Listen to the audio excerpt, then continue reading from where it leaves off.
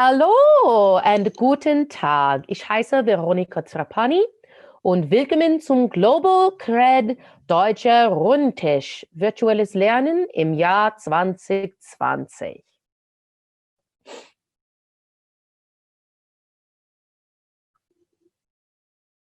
Bevor wir beginnen, we start today with the land acknowledgement. I am located in Olympia, Washington, on the traditional territories of the Coastal Salish people, specifically the Nisqually and Squaxin Island peoples.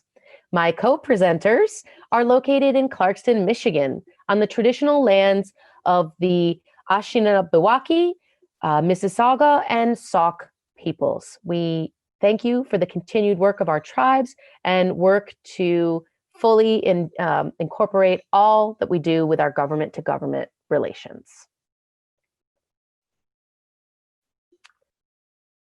Und jetzt lernen wir ein bisschen über unsere Moderatoren kennen. So.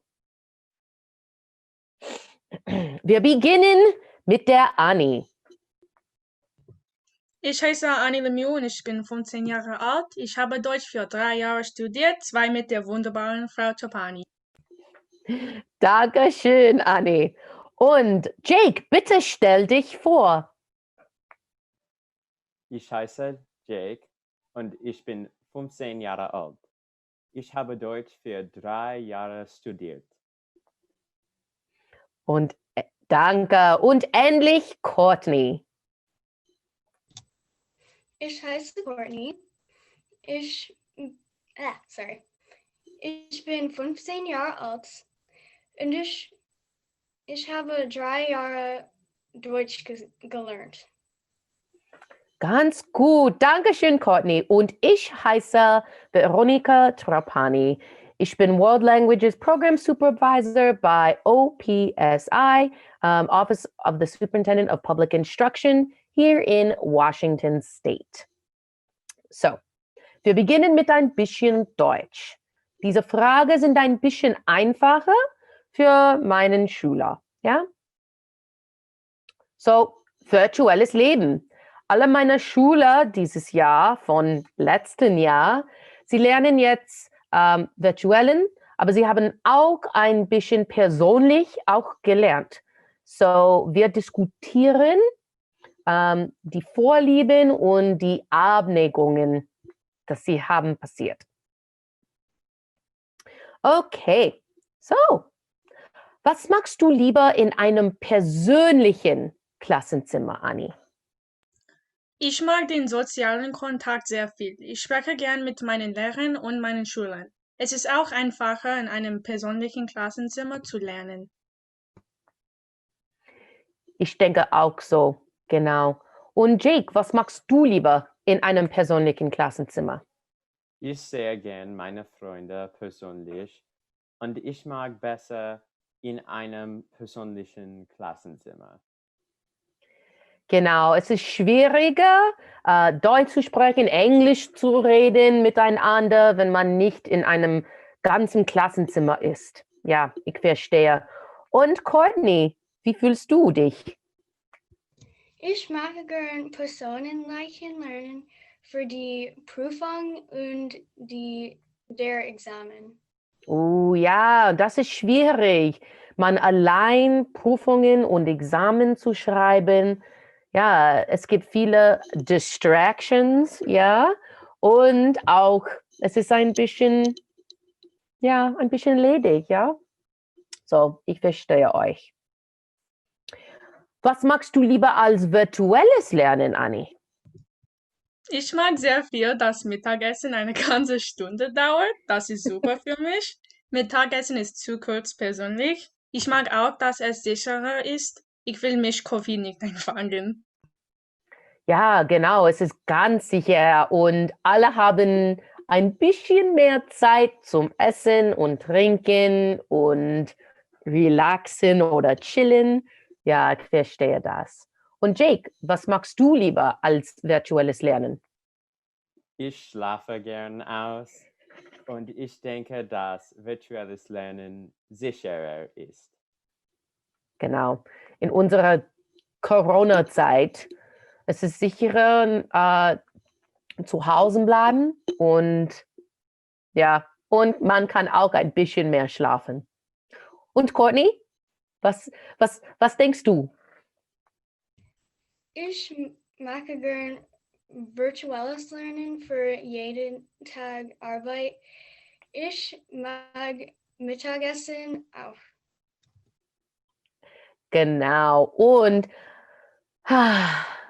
aber man kann nicht mit anderen essen. Ja, ihr seid allein oder in ihrem eigenen Zimmer essen, aber ihr könnt auch ein Google Meet machen und essen und sprechen während des Mittagessens, ja, oder der Mittagessenpause. Verstehe. So, magst du besser virtuelles Lernen oder persönliches Lernen? Und warum? Anni. Manchmal virtuelles Lernen fühlt sich einseitig. Ich fühle mich wie ich kann Fragen nicht fragen und man kann mit seinen Freunden nicht sprechen. Ich mag den sozialen Kontakt sehr viel und jetzt fühlt es sich wie ich sehe Fernseher. Ich kann mit einem Fernseher nicht sprechen. Darum mag ich besser persönliches Lernen als virtuelles Lernen. Ich verstehe, dass wir virtuelles Lernen benutzen müssen. Niemand soll sich Covid einfangen. Leider müssen wir virtuelles Lernen benutzen. Ja, leider und schade. Ja, wir sitzen jeden Tag vor dem Computer und es ist Zoom-Brain, ja. Und wir brauchen eine Reise von unserer Computer jeden Tag. Es ist schwierig. Danke. Und Jake, was magst du besser? Ich mag besser persönliches Lernen. Persönliches Lernen ist effektiver für mich. Genau. Es ist viel effektiver. Und ja, Anni hat gesagt, dass es ist schwierig, Fragen zu stellen. Und es gibt, wenn die Lehrerin nicht da ist, dann wer kann man fragen? So, ich verstehe. Ja. Und Courtney, was magst du besser? Ich mag persönlichen Lernen mehr. Ich sehe meine Freunde und meine Lehrer. Genau. Und wir sind in unserem eigenen Zimmer, wir sind allein und man kann nicht kleine Sprecher oder Reden haben, weil wir können nicht, weil es gibt wir sind Brady Bunch. Ja. Das ist, was ich denke. Wir sind alle die Brady Bunch. So, ja. Und so ein bisschen tiefer jetzt und wir sprechen ein bisschen auf Englisch. So how do you feel overall about distance learning and distance education for language learning? What do you think are some of the advantages and what are some of the disadvantages? Anyone can start now. Well, I'd say some of the advantages would be obviously safety. I think that's the whole reason we do distance education in the first place. So I think obviously that's the number one advantage. But I'd say another advantage is just kind of, I guess it's more comfortable at home. I guess part of it is safety, but also, if you want to, you can literally be in bed and still, attend class, even though you probably shouldn't. And I guess it's just kind of, I guess a bit of a better environment. Like if you have to use the restroom, it's most likely closer. Very true. Have your teachers allowed eat. you to just kind of, you say, I'm going to the bathroom, or do you just turn off your screen? How has that worked for you guys? Well, I admit personally, I get a little bit anxious when having to ask that was actually one of the things I was going to say for the disadvantage is kind of having to unmute and kind of interrupt to talk. So I don't really ask, but we have 10 minutes of passing time. So usually I just quickly run in and out. Wait for them. Yeah. Interesting. How about Annie or Courtney? What do you guys, and I totally agree, although I'm not sure your teachers would agree with all of those advantages, like sitting in bed. Well, I think one of the nice advantages is that everything is online, like all your resources are, so it's easier for you to access them. And maybe while the teacher's talking, you can go to another tab and like look up something if you're like really lost. I think a big disadvantage on like the flip side of that would be is that you can't ask the teacher a question because, like Jake said, you have to like interrupt to do that. You can't have like a fluid conversation. It's like one-sided and it's broken. Yeah. It's disjointed, it seems like. It's like a missing puzzle piece, right? All right, and meine Lieblinge Courtney, what's up? So for me personally, I don't know, I like distance learning. Like if I forget like my binder, my German binder at home, it's just like right here on the ground. Like for in-person learning, if you forget something, you have to like call home and stuff. And I feel like that's better. Totally. I definitely understand that. And, these are the things that sometimes get lost when we're thinking about the advantages or disadvantages. Being in the classroom, like, oh, how frustrating it is when a student has to go get their binder, but they're right there. Or like, Annie said, you could just open up the new tab. And I'm sure that there are people that are just turning off their screen and they can kind of follow along with the conversation, hopefully, and continue to do other things outside of just sitting there. So you're right. There's really, it's kind of, I'd say there's more disadvantages personally, but I think that you have brought up some really good advantages as well. So this is something that we're always worried, parents are always worried, and teachers are worried about screen time. Well, now it's pretty much fully screen time. So how much time do you spend each day on average on distance education for German? And now we can imagine that it might be multiplied by other content areas or other disciplines, but how much do you think for German? So synchronously at the same time, asynchronously on your own, but still actually learning, and then on homework or projects? Well, synchronously, like our class periods are 50 minutes, so about that, we usually go the full time, like on the Zoom call in German. But sometimes we do it a little asynchronously, where like she'll let us off a little bit early, and then you're just supposed to finish your work on your own. And since there's no bell when you're not on the call, you can take as long as you want for that. But I wouldn't say it takes that long, so there's not a lot of like alone time.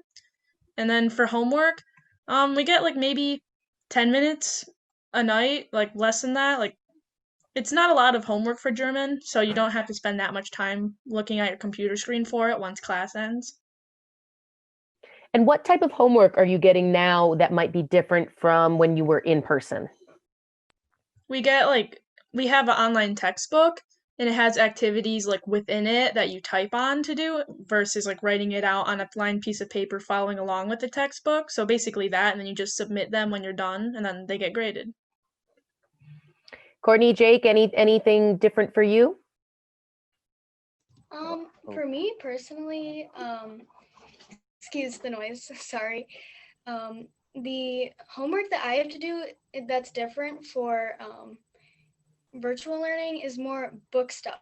So you have to like sit down with a piece of paper and like write out like these book questions, which I mean, it's okay, but I kind of learn better with more interactive like homework, I guess.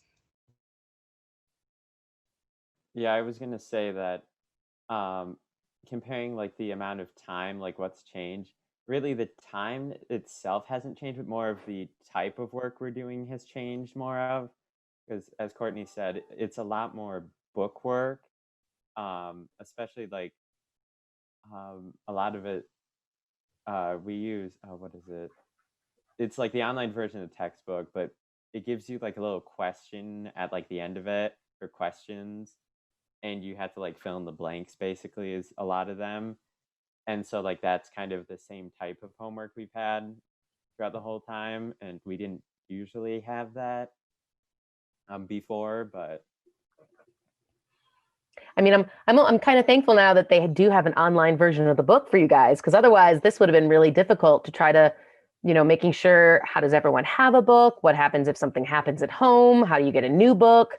So you're able to, if you someday if we're able to go back, if you need to go to a library, any place that you can find Wi-Fi. But on the same time, if you don't have Wi-Fi, if something goes wrong, I mean, I'm sure there's going to be snow days just because people are not going to have power.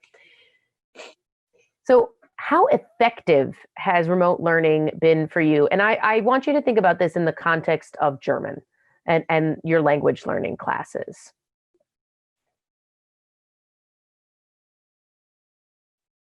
Well, I'd say like effective as in like, do you mean like how much? How we've well do you learned? think you're learning Okay, through? I was making sure. I'd say moderately, but leaning maybe a little bit towards the not at all, like slightly less than moderately. Because I know like for my language learning classes, really it's just language arts and German. Um, I'm still learning new material and I'm still more or less processing and retaining it. But I know specifically in German, I feel like a lot of like the activities you would do in class were like we would talk to the other classmates and essentially practice talking it more. We've done like a lot less of that in like school.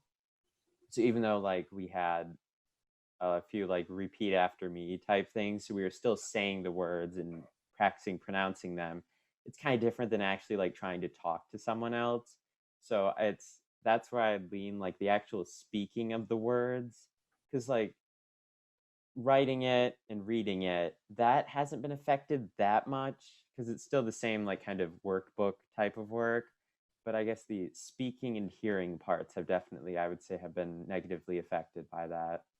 Yeah, definitely those, and they're different modes of learning, and it really does, I would say, I mean, just as we look at the meetings here, and when we have a meeting and all of a sudden people are talking over each other, which because there's always that delay, it's not natural. The speech doesn't flow the same way, and it's always going to have an impact on how we speak. Yeah, I definitely agree. Courtney, what do you think? How effective has it been for you? So for me, German, I don't know, over remote learning, it's kind of harder for me to grasp concepts. Like there's not like a board that I can see that the teacher's writing on, like writing out like a chart, like a conjugation chart for me to see. And that's harder for me because I feel like I'm more of a visual learner, and just sitting in front of a computer all day kind of isn't the best for my learning because I don't know, I'm not really good at that. And actually being able to process the learning and benefit from it is kind of harder over the computer. That's totally understandable. And there is something to be said about being in the classroom as well, that you're able to kind of get your mindset, right? Your Deutsches Gehirn, turn your German brain on. It's a lot harder when all of your classes now are in the same environment, right? Or if you are hiding, and I was also thinking about when you're having to share. I mean, I don't know if any of you have to share devices anymore, but if you have brothers and sisters, how that goes, if more people are learning at the same time and you're stuck in your rooms, or do you share who gets what at the same time? That's it's a lot of schematics to figure out. Annie, how do you think? I would also say moderate, leaning towards not at all, because it's not the same as being in a classroom. As you guys have said, the environment's not the same. It's harder to focus. And as Courtney was talking about, like writing things on a board and having the visuals, you don't get that anymore. You're just staring at like a Zoom screen of the teacher talking. You don't feel like you don't understand things as fully because you're not there and you're not like really like utilizing it, because like once you're on mute the whole time and when your 50 minutes are done, you're gone. Yeah, so it must have cut down a lot on the amount you guys are able to talk as well. And as we talked about, even in Auf Deutsch, but just socialization in English, it doesn't stick as well. And how much this is kind of a segue. How much do you guys actually write as opposed to typing? Do you think? Not much. I mean, some teachers will tell you, like, hey, for this assignment, you need to, like, write this out and send in a picture. But most of the time, it's all typing and digital. And that, as we've learned and we talked about there is that connection to be made when you are writing with your hands and all of how your brain is meant to do this. So it is tougher when you're just typing even to remember the information. I felt that myself too. So, and this is, again, there's no judgment here because we're all new and this is a new situation for everybody. But how helpful would you say is your German teacher when you're studying online? And so either I would love you to say what are some pros that she's done, but also if there's something that you wish she would do, kind of let's frame it a little more positively that way. Well, honestly, I guess she is trying to be extremely helpful. She like gives you a lot of opportunities. Like if you have questions, say it now. She leaves, I guess, a lot of like doors open to like if you need help, here's where you would go get it. But so I don't think it's really more of her not being helpful. It's just the whole like I guess that we've been talking about of, as Annie said, it kind of, you can't like asking questions and like seeking out help is just weird, like almost bad online. It sounds like you have to be more assertive to ask the question, which is almost scarier now than when you're in the classroom when it's just your hand, and you can always keep your hand up and wait. And while you're right, the flow is very different. And I'm sure that she's struggling with that too, right? Yeah, Teachers want to teach and that's our job. And to not be able to do that must be very difficult. Yeah, because I feel like, again, she's trying to be as like helpful as possible, and it's not really her fault though. It's just more of like the environment created. So I'd say she's as helpful as she can be in this situation. I'm not really sure what I would do differently. Maybe more like, because really I've only had one teacher do this, and they did it once at the beginning of the year, but like a one-on-one check-in, which I understand can be stressful, but I feel like that might be helpful if it was like a one-on-one, like, so what are you struggling with or something like that? Because I feel like that would ease some of it. Because yeah, it is kind of scary, like, oh, it's just me and the teacher. But for me personally, I feel like that would maybe be a bit more helpful because like then you could say like without fear of other people like judging you, I guess, whatever, Yeah. you could just be like, I'm having trouble with I don't know, remembering this type of sentence structure or something like that. You could have that one-on-one review. Yeah. Or then if she hears it enough, or if the teacher hears it enough, they may be able to do another lesson on that or go back and review or help you find specific ones. That actually, so would you prefer kind of like a scheduled time? So how many kids are in each class? Is it like a normal size class? Are they bigger? Are they smaller? Anyone can answer that. How do you think that the class sizes are? I was gonna say I think they're a little smaller. Like it depends on what class, because like well, especially we're split in half, so half the alphabet went in person on some days and that. So like those classes were either really small or really big.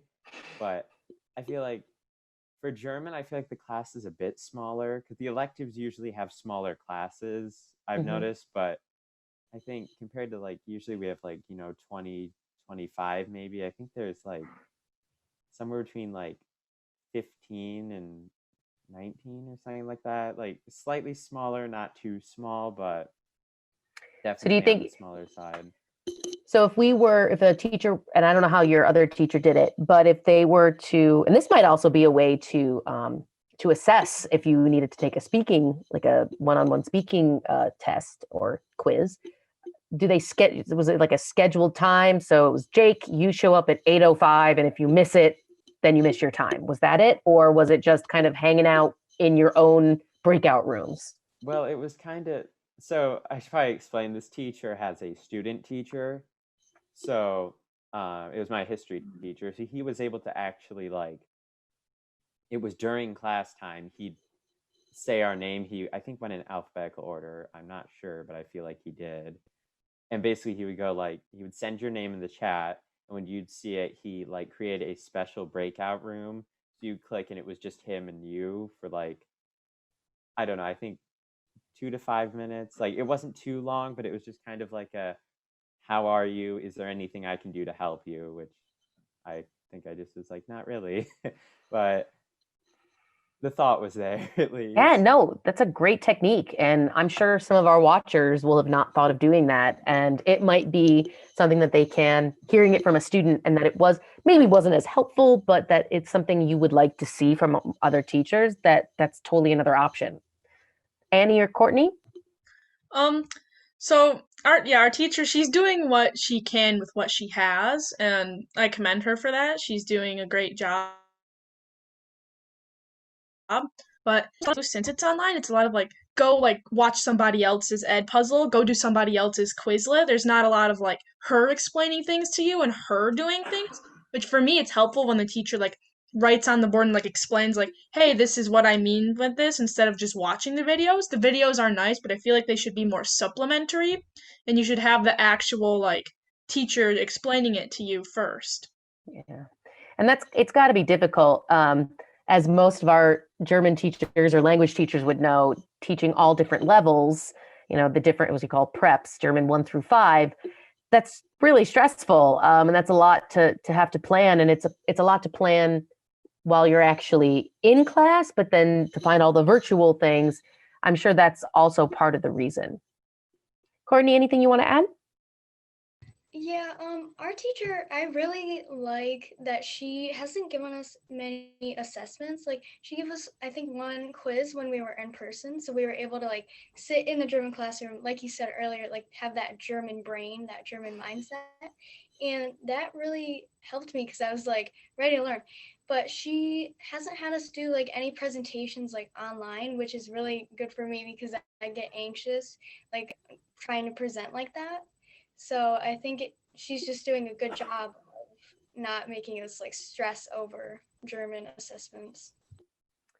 It's tough. It's tough. You have to find a good balance. And I think the part of the thing to keep in mind as well is everybody's going to be a little bit behind.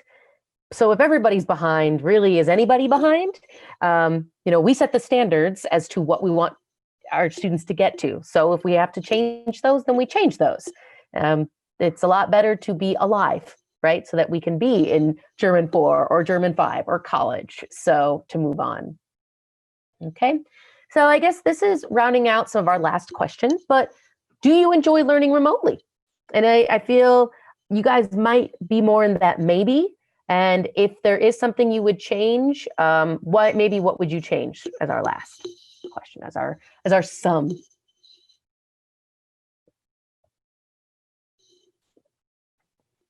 Yeah, I definitely agree that I'm in the maybe, but leaning towards no, because obviously, again, I think what everyone's kind of said in one way or another is being in person in the actual environment is just kind of beneficial towards like the, I guess, learning process and like being able to retain it. Um, so I feel like it's nearly impossible to replicate that online. But I do feel like every teacher I've had, really, like regardless of subject, has done their best trying to do that. And in many cases, it's somewhat succeeded, but it's just not the same. And I'm not really sure what I would change necessarily about it, because I can't really, I can't base it off of anything like from the past, because of course this is unprecedented change. So, but I think the only thing I would maybe change is try to, I guess, reach out to the kids, maybe like students a bit more, because I know like some teachers have tried and some I admit, a little bit of an eye roll, and you're kind of like, oh, but I feel like that's kind of the thing that I think is missing the most, is that kind of connection between you, your classmates, and the teacher. So I think kind of focusing on trying to rebuild that, I guess. That's probably the one thing I would change. And so we have about 4 minutes left. So Annie and Courtney, I'd like to hear your ideas too.